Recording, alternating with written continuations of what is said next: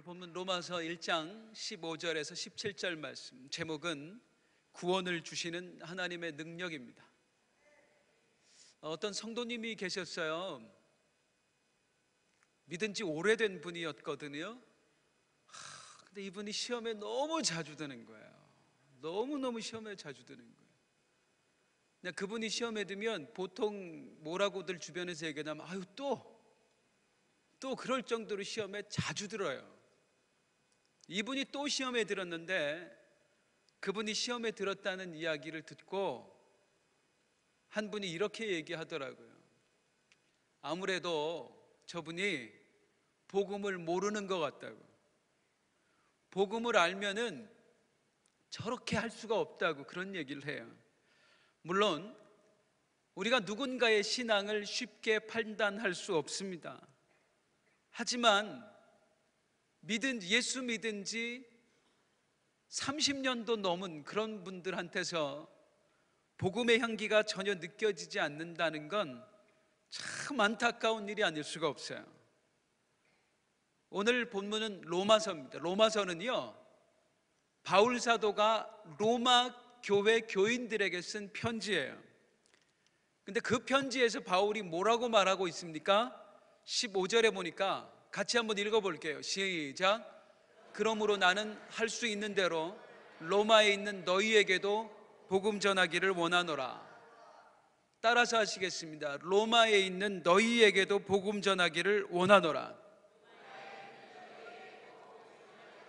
네, 감사합니다. 한 번만 더 따라할게요. 너희에게도. 여기서 너희는 누구예요? 맞아요. 믿는 사람이에요.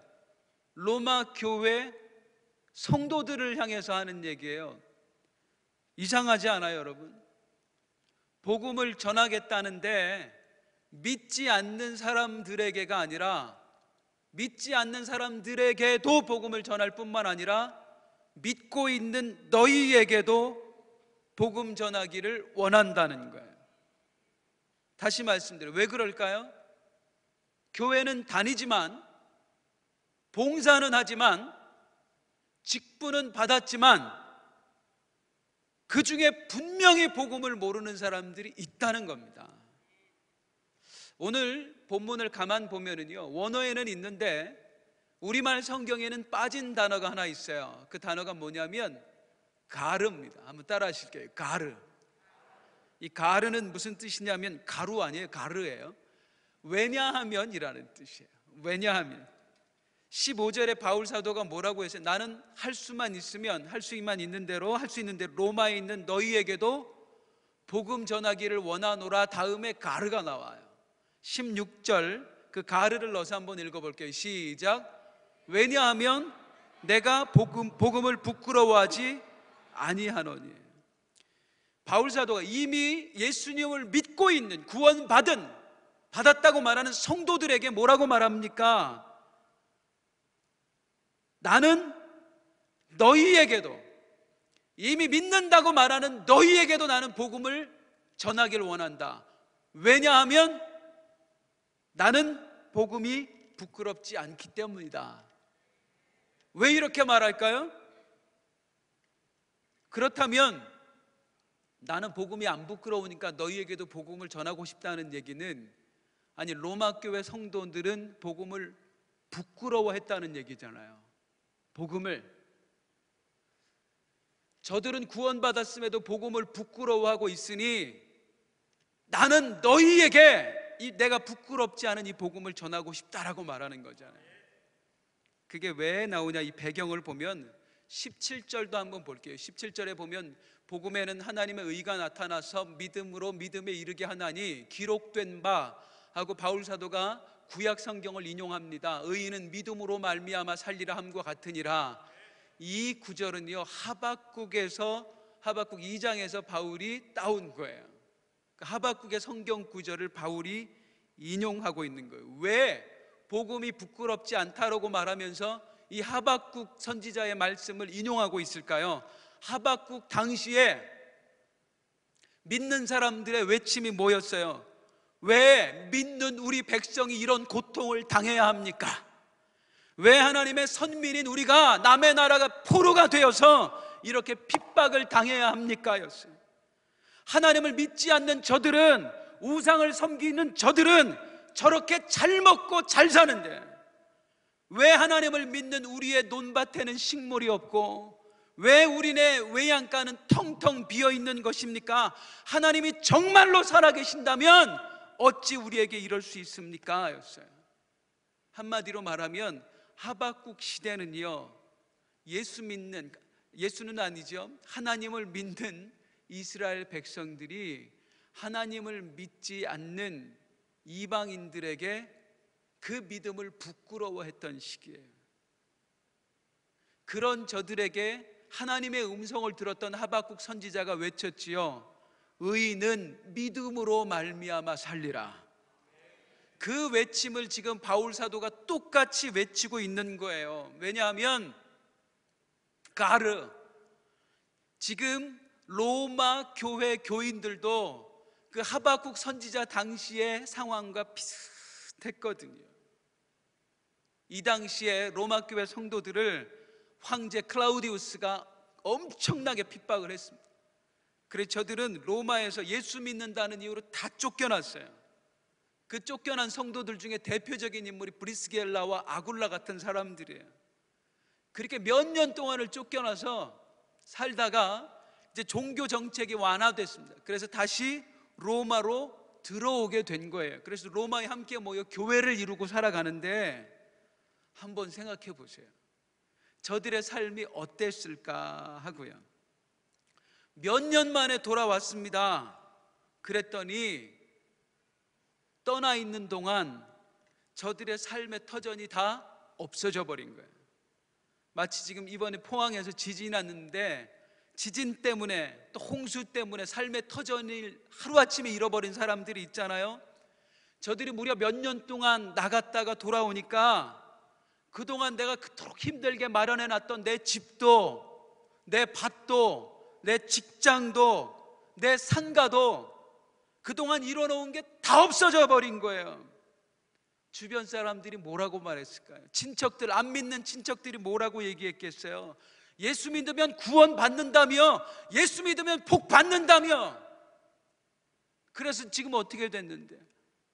너 집 한 칸 없잖아. 아, 맞아. 니들 집은 하늘에 있다지. 그러니까 이 땅엔 없는 거구나. 온갖 조롱을 다 했단 말이에요. 핍박을 했단 말이에요. 그래서 당시 로마 교회 성도들에게는 믿음이 부끄러웠어요. 그렇게 열심히 믿었는데, 그렇게 하나님만 바라보고 살았는데 이게 뭔가 하고요. 마치 우리가 명절에 고향 갔을 때처럼요. 그토록 우리 형제 자매들에게 예수 믿으라고, 구원받으라고, 그리고 명절 때 고향에서 딱 만났는데 어떡합니까? 그들이 나보다 훨씬 더 좋은 차를 타고 오는 거예요. 그 이야기를 꺼내고 줄줄줄줄 꺼내놓는데, 아니 우리 조카들이 내 자식보다 훨씬 좋은 대학에 들어갔어요. 내 자식은 지금도 이렇게 취업을 못해서 공부만 하고 있는데 대기업에 들어갔다는 거예요. 공무원이 됐다는 거예요. 그때 어떻게 해요? 믿는 나는 뭔가, 믿지 않는 저들은 저렇게 잘 나가는데, 그런 것 때문에 완전히 낙담하고 있었다는 겁니다. 누가? 로마 교회 성도들이요.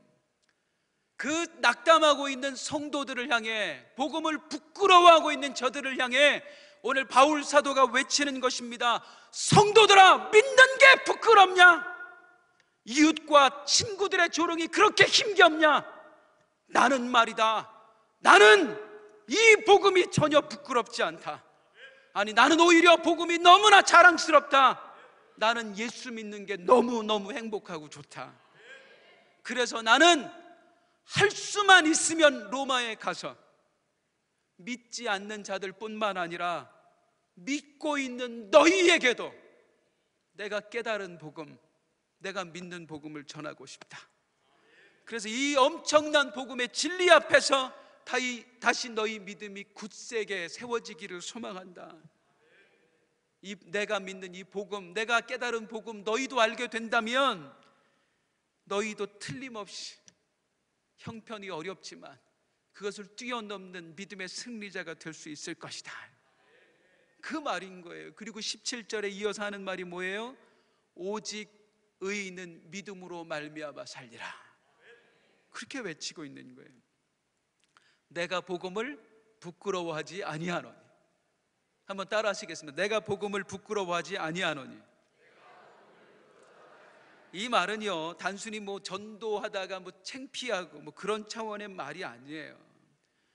지금 내 삶의 형편이 어떠할지라도, 육신의 눈으로 보면 그저 절망이 가득한 삶이라고 할지라도, 복음 안에서 믿음의 눈으로 바라보면 나는 가장 행복한 사람이라는 거예요.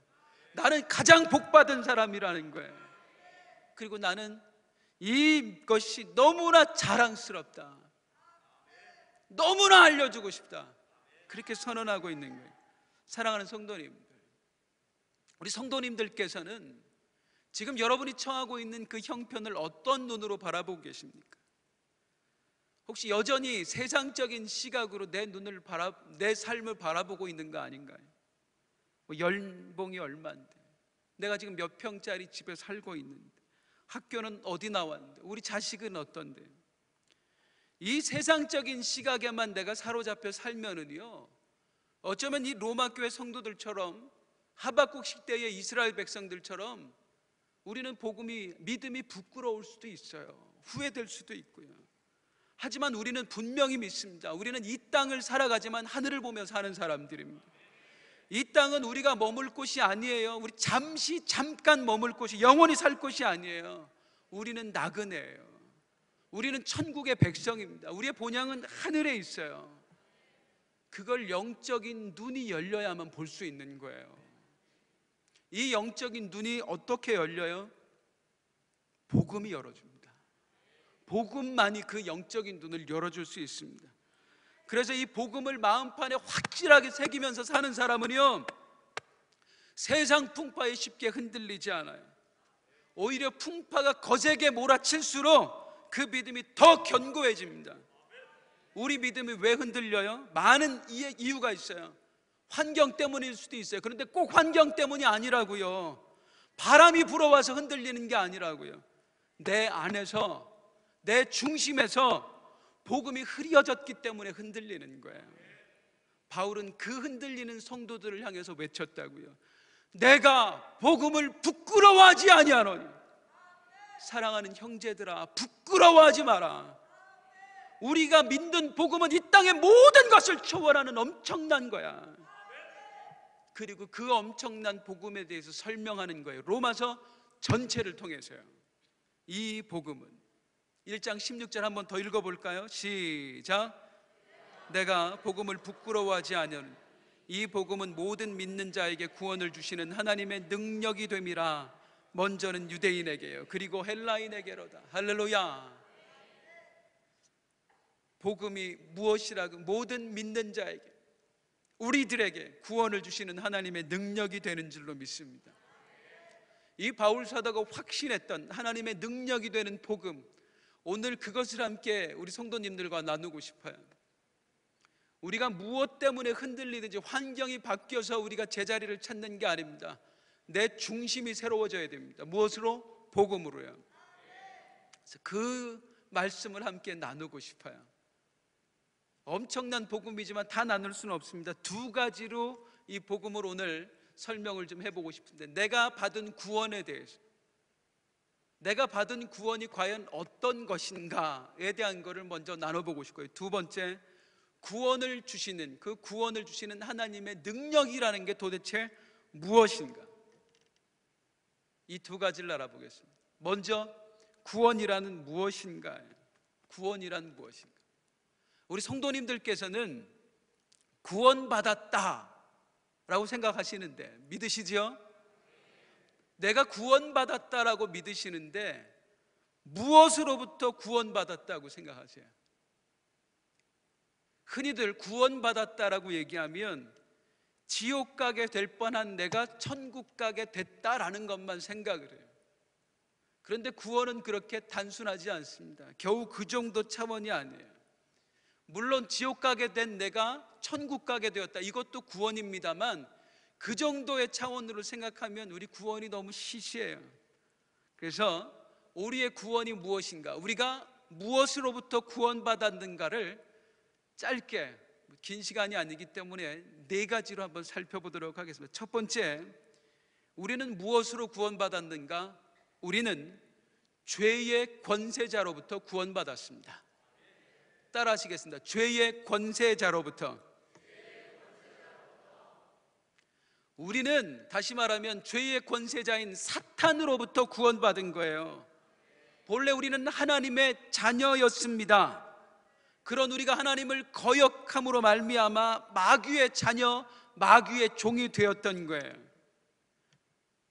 그래서 우리가 마음껏 내 마음대로 스스로 하나님 되어 살아가는 것 같지만 절대로 아닙니다.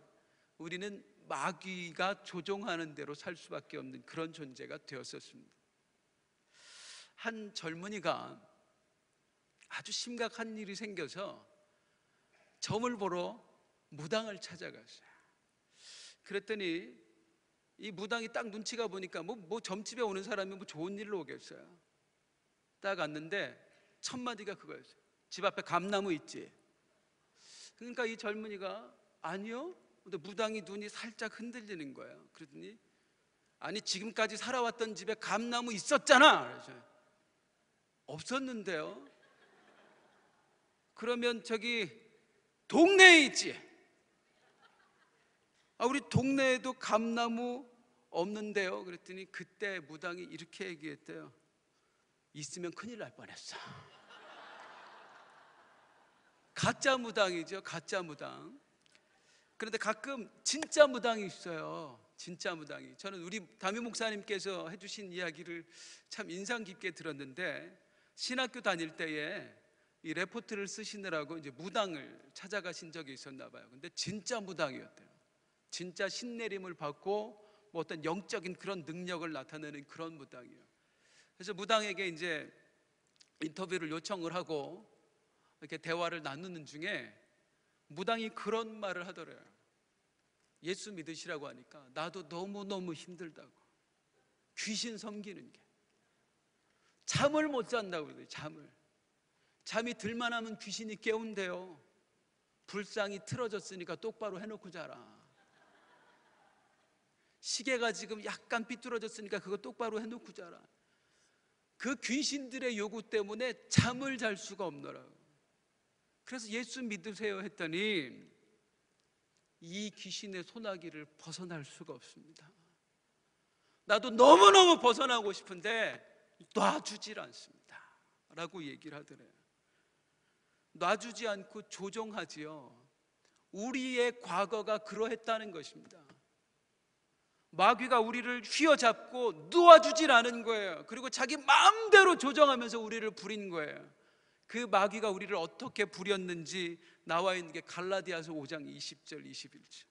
음행과 더러운 것과 호색과 우상숭배와 주술과 원수 맺는 것, 분쟁, 시기, 분냄, 단증는 것, 분열, 이단, 투기, 술 취함, 방탕함, 이런 것들로 우리를 조종해 왔다는 것입니다.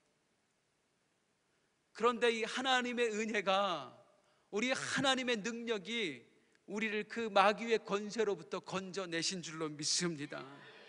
그래서 히브리서 2장 15절에 나와 있듯이 뭐라고 나오고 있어요? 우리 예수님께서 한평생 마귀에 매어 종노릇하는 모든 자들을 놓아주려 오셨다라고 말씀하고 있어요. 그 예수 믿는 복음으로 인해서 우리가 마귀의 권세로부터 완전히 노임을 받은 줄로 믿습니다. 노임 받은 뿐만 아니라 우리가 이제는 소속이 바뀌었어요. 우리는 하나님의 자녀가 되었습니다. 이게 얼마나 놀랍고 감사하냐고요. 그래서 우리는 죄를 다시 기웃거리면 안 돼요. 우리는 하나님의 자녀예요. 거기서 벗어났음에도 불구하고 옛날 마귀가 부리던 때처럼 살아간다. 이거 얼마나 원통하고 안타까운 일입니까? 우리는 권세자로부터, 그 어둠의 권세자로부터 완전히 해방된 줄로 믿습니다. 두 번째로 우리는 무엇으로부터 구원받았느냐 하면요, 죄의 책임으로부터 완전히 구원받았습니다. 할렐루야. 죄에는 책임이 따르기 마련입니다. 율법에 의하면 죄의 삭은 사망입니다. 단순한 사망이 아니라 영원한 사망이에요. 죄인 된 사람은요, 마땅히 영원한 지옥 형벌을 받게 되어 있습니다. 이 책임에서 벗어날 수 있는 사람, 면제받을 수 있는 사람 아무도 없어요. 그런데 우리가 그 죄책으로부터 구원받았다고요. 할렐루야. 어떻게 해요? 어떻게 해요? 너무나 잘 알죠. 우리가 어떻게 구원받았는지. 우리 지금 군대에 있는 우리 둘째 아들 녀석 이야기를 잠깐 하려고 합니다. 얘가 초등부였을 때, 초등부 처음 올라갔을 때 우리 둘째는요 조금 뭐든지 느렸어요. 그리고 아주 단순했어요. 단순했는데 이 단순한 애들은 무슨 말을 들으면 아주 단순하게 받아들이거든요. 그때 초등부에서 제가 기억하기로 여름에 수련회를 갔는데 우리 아이들에게 복음에 대해서 목사님이 설명을 해주고 싶으셨나 봐요. 그래서 이제 양을 잡아서 복음을 설명하는 장면을 하고 싶었는데 양이 없었는지 양이 너무 비쌌는지, 그래서 양 대신에 초등부에서 우리 초등부 선생님들 기억나십니까? 돼지로 했어요. 돼지로. 그러니까 돼지를 잡아서 그 돼지를 죽이는 걸 아이들한테 보여주고, 이렇게 어린 양이 희생당했다. 그리고 예수님이 이렇게 죽듯이 우리 대신해서 희생을 당하셨다. 그리고 나서 이제 그걸 보여주고 시청자 교육을 한 다음에 이제 그 다음에는 이제 맛있게 돼지고기를 먹는 걸로 이렇게 일석이조의 효과를 노리셨죠. 그래서 아이들이 보는 앞에서 그 돼지의 소위 멱을 따신 겁니다. 집사님들 몇 분이. 아이들이 보는 데서, 우리 둘째가 보는 데서 얼마나 충격적이었겠어요. 얼마나. 그때 이제 여러 가지 뭐 이렇게 죽으셨다, 대신 죽으셨다 막 그런 얘기를 듣는데 얘 머릿속에는 돼지가 죽는 것만 남은 거예요. 그리고 나서 이제 수련회가 끝나서 우리 목사님께서, 초등부 목사님께서 막 열정적으로 복음을 선포하시면서, 여러분, 우리의 죄를 위해 누가 대신 죽으셨습니까? 우리 아들이 손을 번쩍 들고 돼지요. 그랬더니 실화예요, 실화. 걔는 농담한 게, 선생님들은 걔는 지금까지도 농담한 줄 알고 계시는데요, 걔는 그때까지만 해도 돼지를 통해 구원받은 줄 알았어요. 우리가 어떻게 지옥에 가는 그 영원한 형벌로부터, 죄책으로부터 구원받게 되었습니까? 예수님께서 그걸 대신 받으신 거예요. 내가 감당해야 될 죄책을, 내가 감당해야 될 죄의 책임을, 형벌을 우리 예수님께서 대신 받으신 거예요. 그래서 우리는 완전히 죄책으로부터 자유하게 되었습니다. 할렐루야. 그래서 성경은 말씀하죠. 그러므로 이제 그리스도 예수 안에 있는 자에게는 결코 정죄함이 없나니라고 말씀하고 있습니다.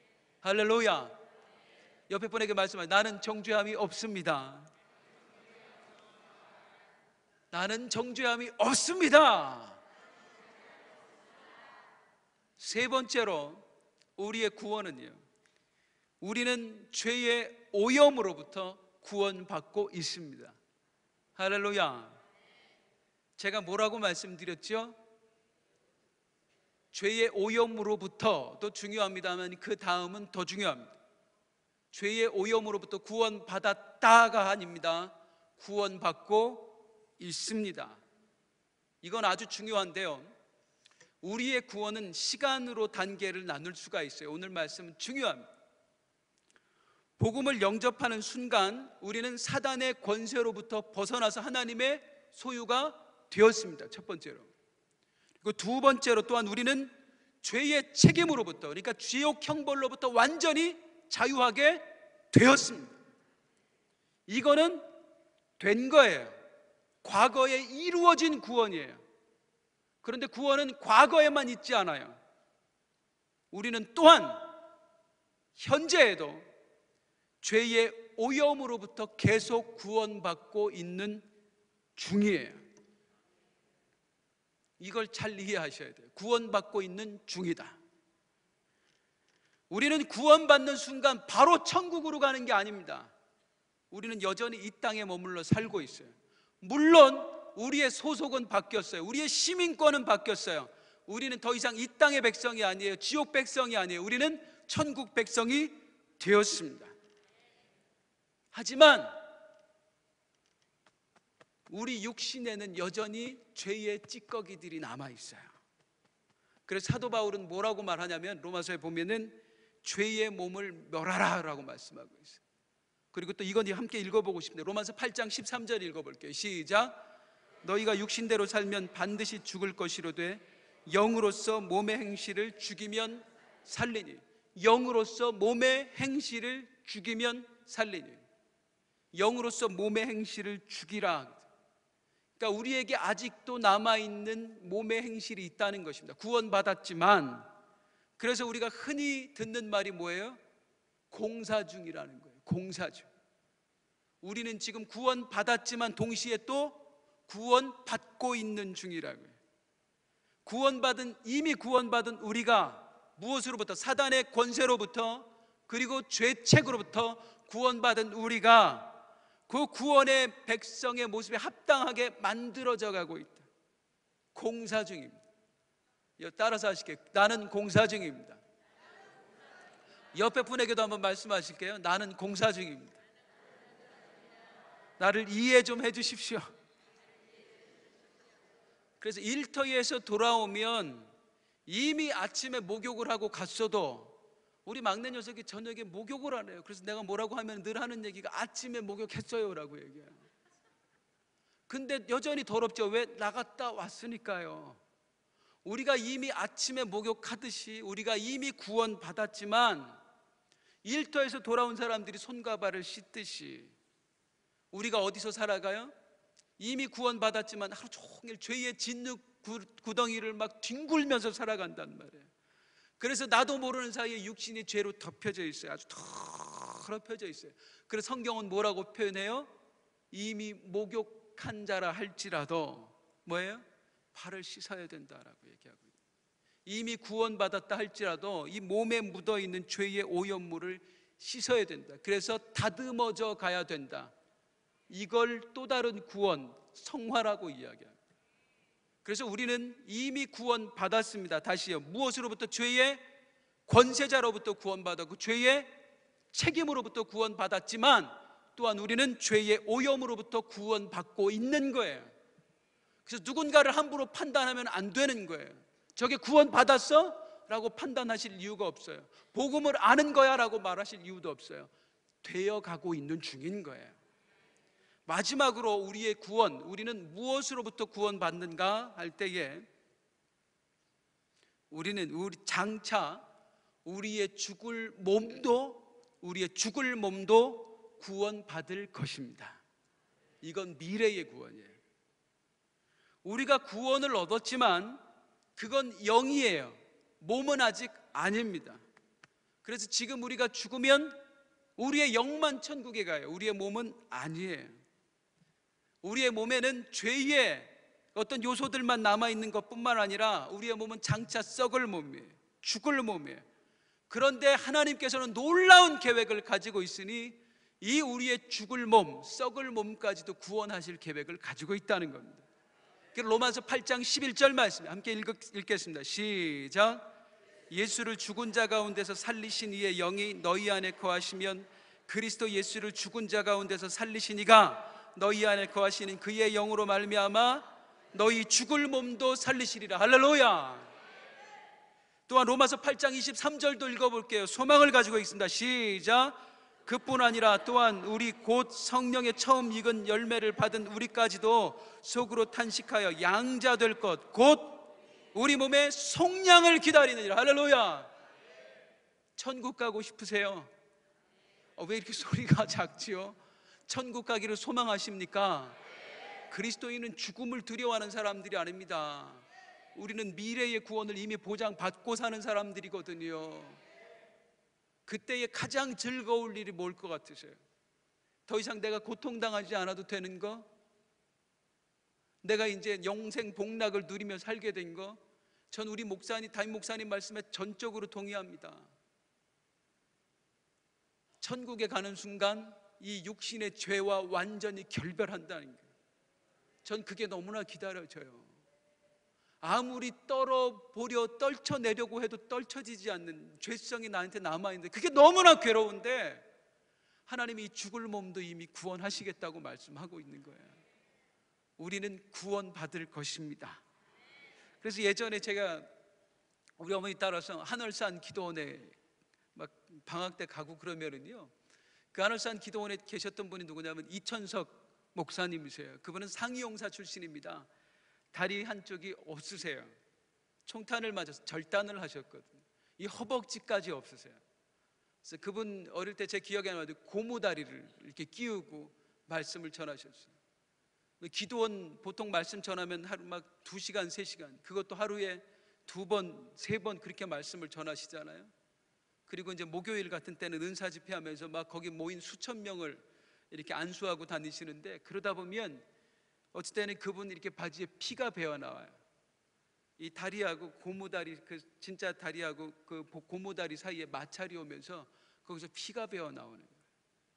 그러니까 본인은 얼마나 힘들고 괴로우셨겠습니까? 그런데 이 이천석 목사님이 너무나 힘드니까 하나님 나 힘이 듭니다, 아픕니다, 고통스럽습니다 라고 기도하는 중에 하나님이 환상을 보여주셨대요. 그 환상 보신 이야기를 설교 중에 말씀하신 거예요. 여러분, 하나님이 보여주셨는데 천국에 가니까 내 다리가 있습니다. 내 다리가 있습니다. 우리의 몸까지도 하나님이 구원하십니다. 완전한 몸으로 우리는 부활될 줄로 믿습니다. 지금까지 말씀드린 이 4가지요, 이미 우리는 구원을 받았고, 우리는 구원받고 있으며, 또한 우리는 구원받게 될 것입니다. 그런데 안타까운 사실이 뭡니까? 이 놀라운 선물을 하나님으로부터 받았음에도 불구하고 때로 이게 별로 감격스럽지 않다는 거예요. 또한 이 놀라운 은혜가 내 삶에 임했음에도 불구하고 우리가 마주하는 현실 앞에서 너무나 쉽게 무너진다는 거예요. 구원받았지만 사업장이 어려워서 마음이 힘든 거예요. 구원받았지만 몸이 병들어서 절망하고 있는 거예요. 구원받았지만 자식이 속을 썩인다고 낙담하고 있는 거예요. 이런 우리가 바뀌었으면 좋겠습니다. 보다 능력 있는 그리스도인이 되었으면 좋겠습니다. 사업장이 어렵지만 구원받았기에 담대한 사람, 몸이 병들었지만 구원받았기에 소망을 품은 사람, 자식이 속을 썩이지만 구원받았기에 기쁜 사람, 그런 사람 됐으면 좋겠어요. 그런데 잘 안 되지요. 이게 누가 안 됐어요? 로마 교회 성도들이 안 됐어요. 그런데 그거에 바울은 되었다고요. 왜요? 바울은 복음의 깊이를 깨달아 알고 있었거든요. 바울은 그게 너무나 안타까운 거예요. 나는 되고 있는, 내 삶에 적용되고 있는 이 복음의 능력이 저들에게 적용되지 않고 있는 게 너무나 안타까워서요. 그래서 말하는 거예요. 할 수 있는 대로 너희에게 가서 복음 전하기를 원하더라. 왜냐하면 나는 이 복음이 부끄럽지 않거든. 너희는 부끄러울지 몰라도, 너희는 지금 절망하고 있을지 몰라도 나는 전혀 그렇지 않거든. 그러면서 그 복음의 능력을 알려주고 있는 거예요. 이제 그 복음의 능력에 대해서, 우리에게 주시는 하나님의 복음의 능력 한번 보겠습니다. 다시 로마서 1장 16절을 보겠습니다. 시작. 내가 복음을 부끄러워하지 아니하노니 이 복음은 모든 믿는 자에게 구원을 주시는 하나님의 능력이 됨이라. 먼저는 유대인에게요, 그리고 헬라인에게로다. 할렐루야. 이 복음은 모든 믿는 자에게 구원을 주시는 하나님의 능력이 됨이라. 우리가 여기서 절대로 오해해서는 안 되는 게 있습니다. 뭐냐면 어떤 이들은요, 복음을 오해해요. 무슨 복음 자체에 신령한 기운이나 능력이 있다라고 생각을 하는 거예요. 가끔 말씀의 능력을 오해해서 이 성경책이요, 이 성경책에 신령한 능력이 있다고 생각하는 분들이 간혹 있었어요. 그래서 머리가 아프면 성경책을 베고 잔다거나, 배가 아프면 성경책을 배 위에 올려놓고 이렇게 잔다거나 하는 분들이 있었어요. 뭐 여기 있는 분들이 안 그러시겠죠. 그런데 모양만 다를 뿐이지 우리가 복음을 그런 식으로 오해하는 경우들이 간혹 있다는 겁니다. 마치 어떤 복음 자체의 능력이 있어서 그 복음이 주문과 같아서 이 복음을 들려주기만 하면 막 사람들이 감화가 되고 믿게 되고 뭐 그렇게. 예를 들면 이러합니다. 사형리 가지고 복음을 전하는, 사형리를 통해서 복음을 받아들이는 사람이 많이 있잖아요. 그런데 거기 써져 있는 어떤 글씨나 내용이나 활자 자체의 능력이 있다고 믿는 거예요. 그래서 복음을 막 들려주다 보면 사람들이 믿게 되겠지라고 생각하고 오해하는 경우들이 있습니다. 그런데 그렇지 않다는 거예요. 복음 자체의 능력이 있는 게 아니에요. 이게 무슨 말이지? 이걸 오해하지 않으시면 잘 들으셨으면 좋겠는데, 로마서 1장 16절 다시 보면은요, 이렇게 말씀하고 있죠. 그 뒷부분에 이 복음은 모든 믿는 자에게 구원을 주시는 하나님의 능력이 됨이라. 지금 잘 보세요. 복음과 하나님의 능력을 같이 말하지 않지요. 복음과 하나님의 능력을 구분지어 말하고 있단 말이에요. 이 말씀 뭐냐면, 복음 자체에 어떤 신령한 기운이 있고 신령한 신비한 능력이 있다는 것이 아니라 그 복음이 사람에게 들어가는 과정, 그 복음이 사람에게 심어져서 열매 맺는 과정, 그것이 하나님의 능력으로 되어진다, 그 말입니다. 그게 로마 교회 성도들에게는 아직 안 되었고, 바울 사도에게는 그 능력으로 이미 복음이 심어져서 능력으로 열매로 나타나게 되었다, 그 말이에요. 그 하나님의 능력이요, 복음을 복음되게 하는 하나님의 능력. 이걸 이제 잠깐 설명을 드리면 이래요. 우리 아버지를 한번 비유를 해드릴게요. 우리 아버지가 처음 예수님, 참 지금 좋은 분이신 것 같지만 우리 아버지는 복음 들어가기가 정말 힘든 분이셨어요. 왜냐하면 의심이 많으시거든요. 정말 미션 스쿨 나오셨는데도 전혀 이게 복음을 받아들일 준비가 안 되셨어요. 그런 우리 아버지가 45년도 전에, 한 46년 전쯤에 우리 아버지가 크게 사업을 준비하다가 친구에게, 완전히 동업자에게 사기를 맞았습니다. 땡전 한 푼 없는 알거지가 됐어요. 동시에 우리 아버지가 병을 얻었는데, 병원에 가니까 앞으로 2달밖에 살지 못한다는 시한부 선고를 받게 되었습니다. 망했어요. 죽게 생겼어요. 그때 우리 아버지를 고모께서 찾아오신 거예요. 고모님들이 찾아와서 그동안에 씨알도 안 먹혔던 복음을 전하는 거지요. 오빠, 우리와 함께 교회에 가요. 우리 하나님께 한번 매달려봐요. 어차피 병원에서도 못 고친다고 하니까 우리 아버지 마지막이다라는 심정으로 우리 고모들 손에 이끌려서 교회에 가게 됐습니다. 근데 마침 그때가 교회에서 부흥회를 하던 때였어요. 얼마나 이제 처 자식 놓고 죽게 생겼으니 얼마나 애절했겠습니까? 그 간절함으로 하나님께 이제 살려달라고 외치는 거죠. 부르시는 거죠. 그 가운데 그날 하나님의 성령이 우리 아버지에게 임하셨습니다. 입에서 방언이 튀어나오는 거예요. 믿음이 생겨나는 거예요. 그날 우리 아버지가 복음을 영접하셨고 우리 어머니도 영접하셨고, 그래서 우리 집이 구원을 받게 되었어요. 자, 보세요. 이 잠깐의 과정을 말씀드렸는데, 이 모든 과정을 누가 한 거예요? 우리 고모들이 한 거예요? 우리 아버지가 한 거예요? 아니요. 누가 하신 거예요? 하나님이 하셨다는 것입니다. 단순히 그 자리에 앉아 있다 보니까, 부흥의 자리에 앉아 있다 보니까 어떤 그 말씀의 신비한 능력이 있어서 그게 막 갑자기 들어오고, 복음을 들으니까 막 믿어야 될 것 같고, 그런 게 아니라 교회까지 가게 되는 과정도, 거기에 앉아서 그 애절한 마음을 갖게 되는 그 과정도, 하나님 제발 좀 나 좀 살려주십시오, 계시다면 살려주세요라고 외치는 그 외침까지도, 그 모든 과정을 다 누가 하셨어요? 하나님이 하셨다고요. 그래서 복음이 뭐다? 구원을 주시는 하나님의 능력으로 되어진 것이다. 하나님의 능력입니다. 복음이 복음되는 거예요. 구원의 조건은 십자가입니다. 그런데 이 십자가라는 구원의 조건을 완성하는 것도 사람이 하는 게 아니에요. 하나님이 하시는 거예요. 그리고 그 구원의, 십자가의 구원의 조건이 각 사람에게 들어가서 구원의 효력을 발생케 하는 것도 하나님이 하시는 거예요. 성부, 성자, 성령께서 그렇게 하나님이 일하심으로써 구원을 주시는 하나님의 능력이 된다는 거예요. 뭐가? 복음이에요. 사랑하는 여러분, 우리의 구원은요, 온전히 하나님의 능력으로 됐습니다. 우리가 분명하게 믿어야 될 것은 내가 구원받는 데 있어서, 내가 구원을 이루는 데 있어서 나의 공로는 단 0.001%도 없다는 거예요. 어쩌면 혹시 이렇게 생각할지도 모르겠어요. 그래도 내가 믿었잖아요. 하나님이 예수 그리스도의 십자가라는 것을 통해서 구원의 조건을 완성하셨고, 조건을 마련해 놓으셨고, 그 십자가 사건을 믿은 건 나잖아요 라고 말씀. 혹시 그렇게 생각하십니까? 우리의 믿음과 그리고 구원의 관계를 설명하기 위해서 한 가지 예를 들어보겠습니다.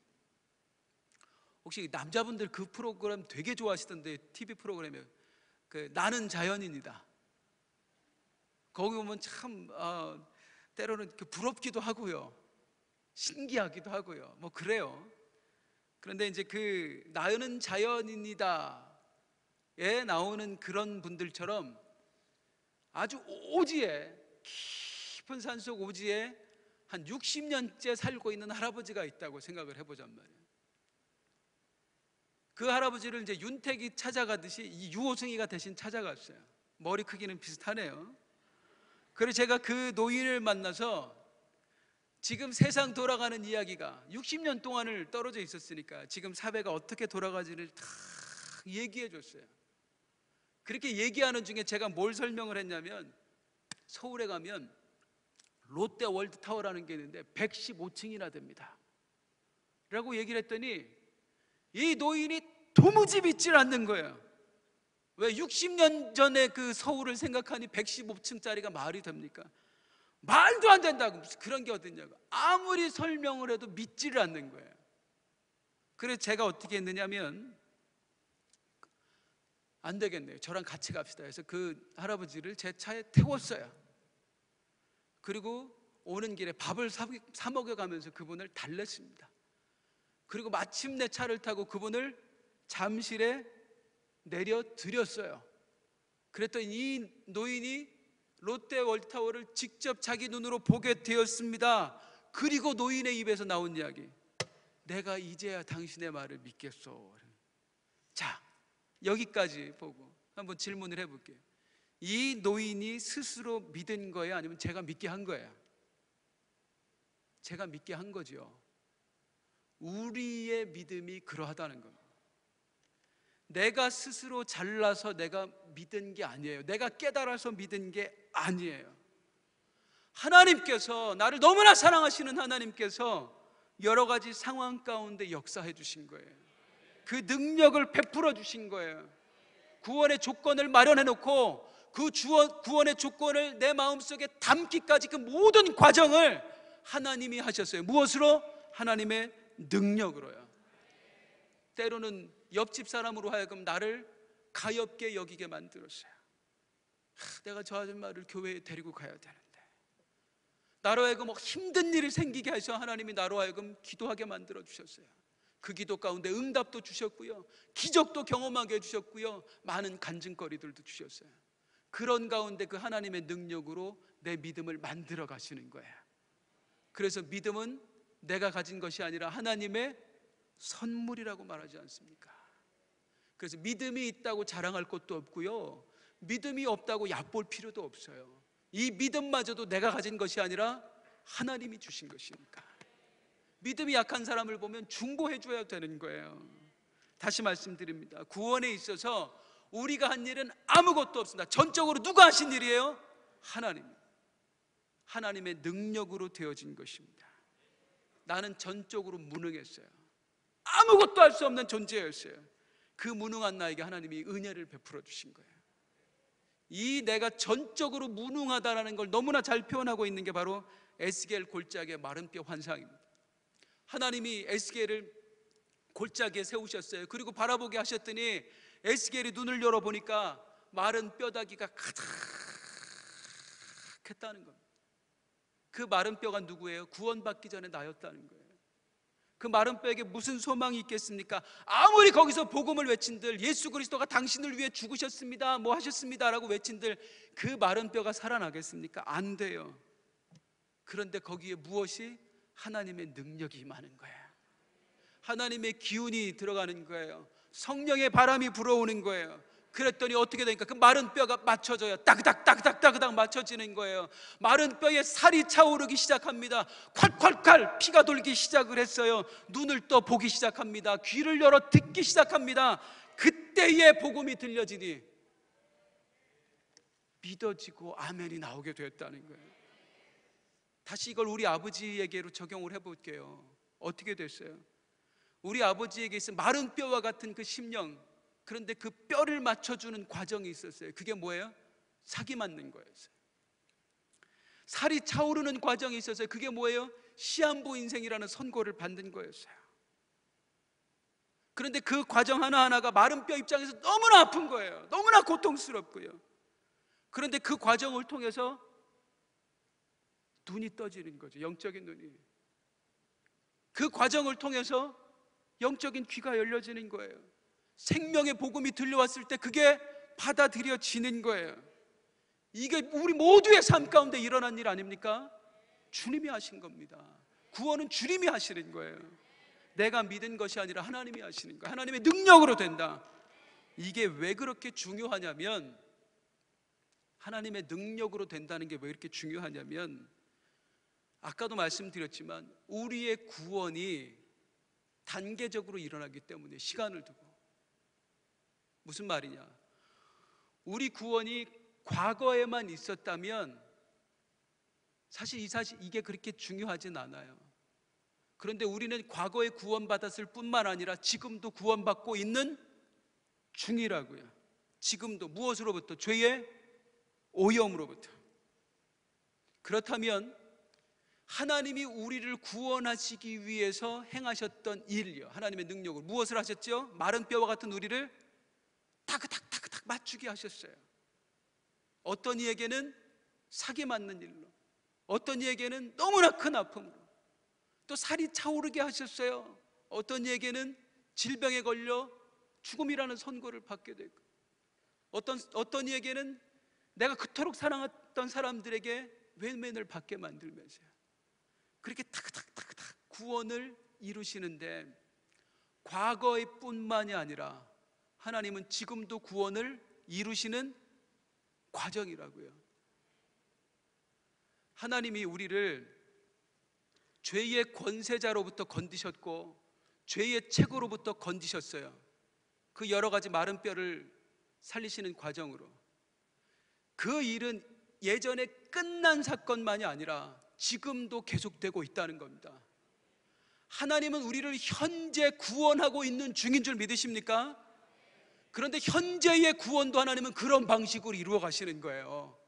마른 뼈가 맞춰지는 과정이요, 힘든 과정을 통해서요. 하나님이 맞춰지는 과정 중에 그 뼈는 너무나 아프단 말이에요. 살이 차오르는 과정이 너무나 고통스럽다고요. 그 과정을 과거에 우리는 예수 믿는 순간 다 끝나는 게 아니라 구원받고 있는 중이니까 그 하나님의 일하심도 지금 계속 되고 있다는 것입니다. 왜요? 우리는 여전히 때가 있거든요. 죄의 때가요. 하나님은 그걸 벗기길 원하시는 거예요. 여러 가지 과정을 통해서요. 그게 우리에게 아픔이에요. 제가 어릴 때는 참 열악했잖아요. 우리 사는 게. 그래서 뭐 방 한 칸 있고 그 옆에 부엌, 그 부엌에 수도꼭지 하나, 뭐 거기서 씻고 뭐 하고 다 했습니다. 그러다 보니까 이제 집에서 깨끗이 씻는 게 어려워서 목욕탕을 한 번씩 가야 됐었어요. 제가 어릴 때 이제 목욕탕을 가면은, 그때 이제 우리 아버지가 중동에 계셨거든요. 제가 초등학교 때. 그래서 이제 어머니가 저하고 제 동생을 목욕탕에 보내시는 거예요. 그래서 이제 우리 둘이 목욕탕에 가서, 어린애들끼리 목욕탕 갔다 오면 뻔하지 않습니까? 거의 씻었는지 안 씻었는지 모르게 그러고 가고 온단 말이에요. 그리고 이제 오면은 반드시 거치는 과정이 있어요. 검사를 받아야 돼요, 때를. 그럼 어머니가 목도 열어보고 여기 막 들춰보고, 순간 이제 등짝 스매싱이 한 대 탁 날라옵니다. 옷 벗어 이 새끼들아! 그리고 목욕탕을 갔다 왔음에도 불구하고 그 추운 부엌에 그 다라이 하나 놓고 거기 이제 앉는 거예요. 제가 먼저 앉아 있고 제 동생은 옆에서 이제 벌벌 떨고 있고. 그러면 이제 어머니가 그거를 이제 이 떼수건을 가지고 밀지요.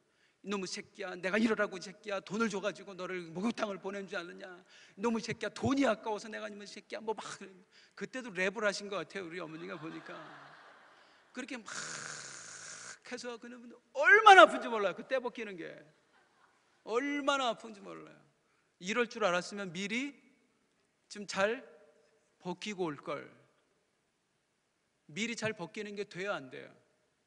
초등학생이 어떻게 합니까 그걸. 미리 잘 벗기고 올 걸이 아니라 아무리 잘 벗겨도 엄마 눈 양이 안 차는 거예요. 엄마 양에는 내가 아무리 잘 벗기고 왔어도 어머니는 또 벗겼을 거예요.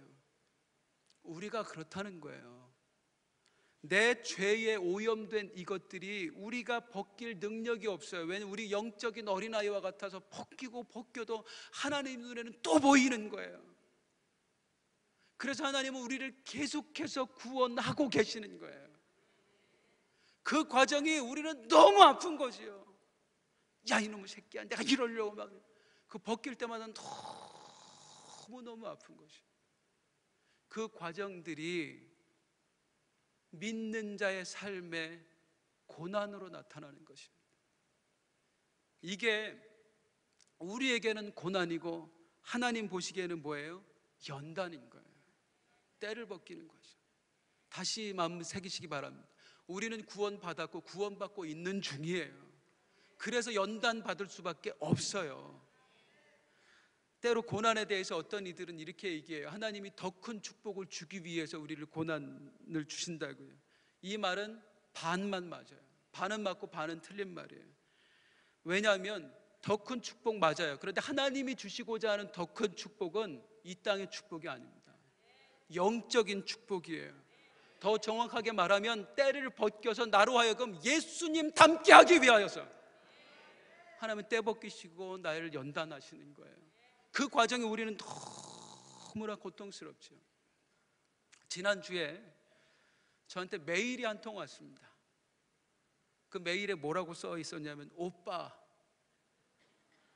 그 오빠라고 써 있는 메일 보면 바로 지워버리거든요. 그런데 지울 수가 없었어요. 왜냐하면 그 뒤에 오빠 목사님이라고 써 있었거든요. 그래서 제가 그걸 열어봤습니다. 그랬더니 누구는 20년도 더 전에 우리 교회 다니던, 우리 교회에서 지휘도 하고 했던 자매였어요. 지금은 이제 나이 40대 중반에 집사님이 되었더라고요. 어느 날 기독교 서점에 갔다 우리 담임 목사님 책을 본 모양이에요. 그리고 이제 그걸 보고 너무나 반가워서, 그래서 우리 목사님에게도 메일을 보내고 저에게도 메일을 보냈던 거예요. 그래서 이제 연락이 됐어요. 제가 그 자매에게 전화를 걸었습니다. 그때는 이제 목회자가 아니었기 때문에 오빠였죠. 근데 이제 홈페이지 들어와 보니까 목사님이니까 이거 오빠라고 하기도 그렇고 목사님이라기도 하고 그러니까 오빠 목사님이라고 써보냈더라고요. 그래서 이제 제가 전화를 걸었더니 반갑게 인사를 해요. 이렇게 짧게 인사를 하더니 아니 몇 마디 하지도 않았는데 대뜸 하는 말이 이거예요. 목사님, 나 그동안 많이 아팠어요. 많이 아팠어요. 그래서 순간적으로 좀 당황스럽기도 하고 많이 아팠느냐고. 그랬더니 이제 나중에 교회도 왔거든요. 얘기를 들으니까 정말 많이 몸이 아팠더라고요. 몸도 아프고 우울증도 아주 심하게 겪었고요. 그래서 너무 아팠어요. 그래서 아휴 많이 아팠구나 했더니 그 다음 말이 이거였어요. 그래서 내가 주님을 정말로 깊이 만났어요. 나중에 하는 말이 뭐냐면 나는 너무너무 많이 아팠지만 목사님, 나는 그 아픔과 비교도 할 수 없는 축복을 내가 받게 됐어요. 영적인 축복을. 우리에게 구원을 주고 계시는 하나님, 그 하나님의 능력, 그 하나님의 능력으로 인해서 내게 마른 뼈가 맞춰지고 살이 차오르고 이 과정이 우리에게 너무나 고통스럽습니다. 그런데 그 결과는 이로 말할 수 없는 축복으로 주어진다는 것입니다. 하나님의 능력은 지금도 계속되고 있는 중이다. 그런데 그 하나님의 능력이 내가 원하는 방향으로만 되어지는 것이 아니라 구원을 이루는 데 초점을 맞춰서 진행된다. 그래서 나에게 고통이 있다. 이 사실을 우리가 깨닫는다면, 바울 사도는 그걸 알았기 때문에 어떠한 일들 가운데서도 흔들리지 않았던 거예요. 40에 하나 감염매를 5번 맞고 퇴장으로 맞고 해도 나는 괜찮다. 그런데 그 사실을 아직 알지 못하는 로마 교회 성도들은 흔들렸던 거고요. 오늘 이 밤 우리가 너무나 잘 알고 있는 사실이지만 또 한 번 여러분들에게 이 복음의 메시지를 전했습니다. 그렇다면 우리가 어떻게 해야 됩니까? 어떻게 살아야 됩니까? 이 하나님의 능력이 있음을 믿으십니까? 믿는다면요, 무엇이라도 수용하는 거예요. 필요하니까 주셨겠지 하는 거예요. 필요하니까. 구원받고 있는 중에 우린 죽을 때까지 구원받고 있을 거예요. 그 과정까지는 끊임없이 아픔도 있을 거고요. 아픔 없이 평안하게 신앙생활은 애초에 버려야 됩니다. 어떤 한 임산부가 막달이 거의 다 됐어요. 검진을 받기 위해서 산부인과에 갔습니다. 근데 의사가 묻는 거예요. 별 이상 없습니까? 그랬더니 이상이 있어요. 무슨 이상이 있어요? 증상을 좀 말해보세요 라고 했더니 앉아 있어도 편하지도 않고요, 먹을 것도 먹을 수가 없고 속이 계속 맸을 거예요. 잠을 자도 푹 잔 것 같지도 않고요, 화장실에도 얼마나 자주 가는지 몰라요. 머리도 아픈데 아이가 얼마나 발길질하는지 배도 그냥 수시로 배가 아파서 도대체 움직일 수가 없어요 라고 막 얘기를 쏟아놓는 거예요. 그랬더니 그 얘기를 듣던 그 의사가 진료 기록 카드에 병명을 이렇게 적었습니다. 이상 없음, 전형적인 임신 증상. 우리에게 고난이 있을 수 있습니다. 당연한 거라고요. 임산부가 힘든 게 당연하듯이 예수 믿는 우리가, 구원의 과정 중에 있는 우리가, 복음을 임신한 하나님의 말씀을 품고 사는 우리가 힘든 거, 연단 받는 거 당연하다고요. 전형적인 구원 증상이라고요. 자식의 소극적이고 사업장에 어려움이 생기고 질병이 생기고 전형적인 구원의 증상이라고요. 이걸 알아야만, 이거를 인정해야지만 우리가 어떤 바람 앞에서도 흔들리지 않습니다. 사랑하는 여러분, 때로는 어렵다고 원망하십니까? 내가 처한 현실 앞에서 도대체 하나님은 뭐 하시는 거냐고 그런 마음이 드실 때도 있습니까? 맞아요. 우리는 믿음이 없어서 그럴 수 있어요. 그 모세같이 대단한 사람도 하나님의 능력을 믿지 못했더라고요. 이스라엘 백성들이 고기 좀 달라고 할 때 하나님이 뭐라고 하셨어요? 모세를 통해서 내가 한 달 동안 고기를 먹이겠다 그랬더니 모세가 아이고 그게 말이나 됩니까? 그때 하나님이 하셨던 말씀이 무엇입니까? 여호와의 손이 짧으냐? 여호와의 손이 짧아. 내가 못할 것 같아? 내가 못할 것 같아? 그 대단한 능력의 소유자이신 우리 하나님께서 손이 짧으신 것이 아님에도 불구하고 나를 그냥 두신다면 이유가 있는 거잖아요. 전형적인 구원의 증상. 오늘 이것을 마음에 품고 사랑하는 여러분, 이미 구원받았다라고만 생각하지 마시고 나는 구원받는 중이다. 이 구원받는 중이기 때문에 나는 당연히 고난도 받아야 된다. 연단도 받아야 된다. 그러면 반드시 하나님이 구원을 완성시켜 주실 것이다. 이 믿음으로 달려가는 우리 모두가 되기를 주님의 이름으로 축원합니다. 우리에게 찬송하지요. 주가 보이신 생명의 길.